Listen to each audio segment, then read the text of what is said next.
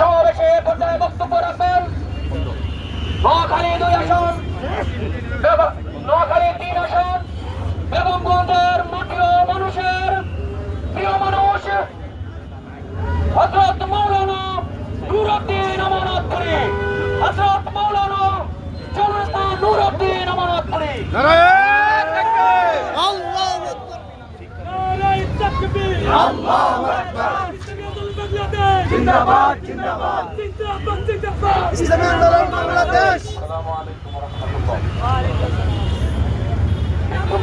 তাওহীদি জনতা, আমরা সকলে কেন আজকে আমরা মাঠে নেমেছি আমরা সকলে জানি। আমরা কি দেখতে পেলাম? আমরা যখন গত 5 আগস্টের একটি ফ্যাসিস্ট সরকারকে যখন বিতাড়িত করলাম, আরেকটি ফ্যাসিস্ট আমাদের মাঝে মাথা দাঁড়া দিয়ে উঠেছে। একদল খুনিদেরকে আমরা এই দেশ থেকে বিতাড়িত করেছি, আরেকদল খুনি দেশে মাথা দাঁড়া দিয়ে উঠেছে। একদল চাঁদাবাজ দেশ থেকে বিতাড়িত হয়েছে, আরেকদল চাঁদাবাজ দেশে মাথা দাঁড়া দিয়ে উঠেছে। আমরা স্পষ্ট ভাষায় জানিয়ে দিতে চাই, যদি আপনারা বিগত ফ্যাসিস্ট সরকার থেকে যদি প্রদেশ গ্রহণ না করেন, আপনাদের পরিস্থিতি আর চাইতে আরো কঠিন হবে। আপনারা অপেক্ষায় থাকুন।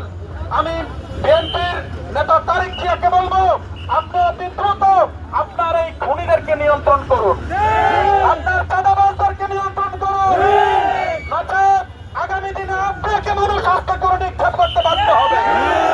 বাংলার মানুষ আর চাঁদাবাজদেরকে ক্ষমতায় দেখতে চায় না, বাংলার মানুষ খুনিদেরকে ক্ষমতায় দেখতে চায় না, বাংলার মানুষ সন্ত্রাসীদেরকে ক্ষমতায় দেখতে চায় না। আমি ইউনূস সরকারকে বলবো, আপনি বসে বসে তামসা দেখছেন। এই দেশের ইমামকে খুন করা হচ্ছে, আলেম ওলামাকে খুন করা হচ্ছে, ব্যবসায়ীদেরকে খুন করা হচ্ছে।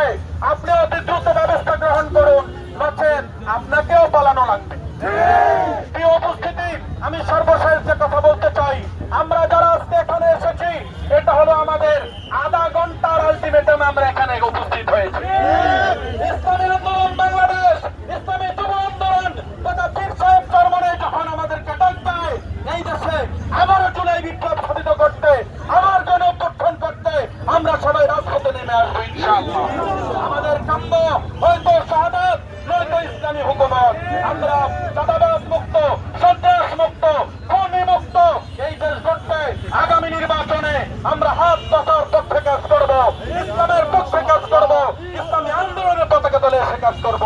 আল্লাহ রাব্বুল আলামিন আমাদের সবাইকে ইসলামের সৈনিক হিসেবে জালেমের বিরুদ্ধে মোকাবেলা করার জন্য ময়দানে নামার তৌফিক দান করেন।